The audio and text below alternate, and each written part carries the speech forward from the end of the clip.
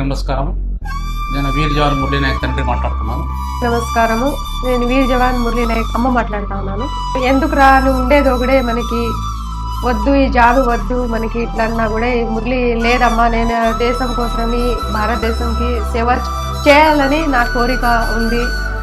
కానీ నాకు దాంట్లో ఒక రోజైనా నా మిలిటరీ డ్రెస్ వేసుకోవాలని నాకుంది. నేనేమన్నా నాకు అనుకోకుండా ఏమన్నా జరగతగిన మన భారతదేశం వాళ్ళందరూ మన ఇంటి దగ్గర ఉంటారు ఇట్లని నాతో చెప్పినారు సార్. ఏప్రిల్ 14న మన మురళీ నాయక వైకుంఠ సమారాధన జరుగుతుంది.